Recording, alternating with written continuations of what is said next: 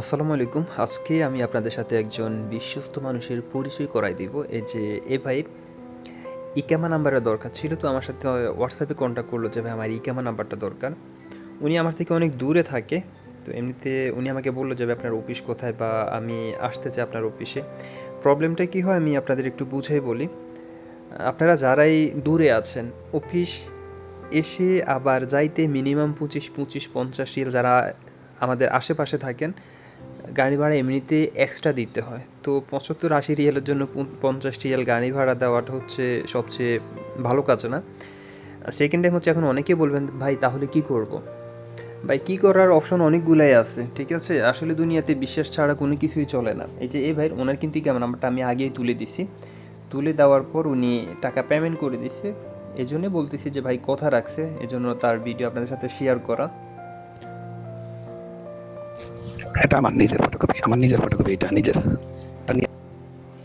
আসসালামু আলাইকুম ভাই, আপনি তো 75 টাকা চাইছেন, আমি আপনাকে কয় টাকা দিই ইনশাল্লাহ আপনি দেখেন।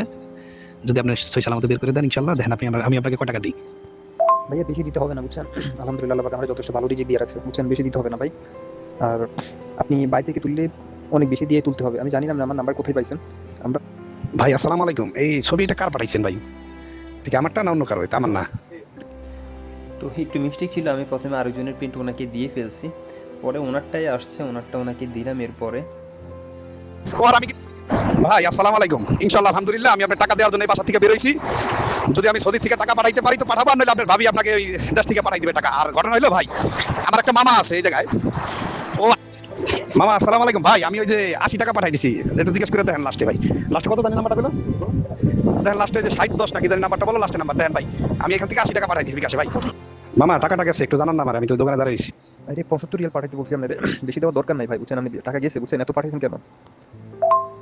টাকা গেছে, আমি তো আপনার তখনও বলছি যে ভাই 75 রিয়ালে দিন, আমি তো তখন বলছেন যে ভাই ভাড়াই দিবেন, আমি তো চাই নাই ভাই।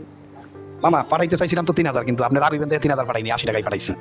ঠিক আছে ইনশাল্লাহ ভাই, ইনশাল্লাহ। আসসালামু আলাইকুম ভাই, ঠিক আছে আপনার কথায় আপনার কাজে আমি ইনশাল্লাহ অনেক খুশি। আমি 5 ওয়াক্ত নামাজ পড়তে গেলে আপনার জন্য দোয়া করবো ইনশাল্লাহ ভাই। আপনার কথা ভালো লাগছে।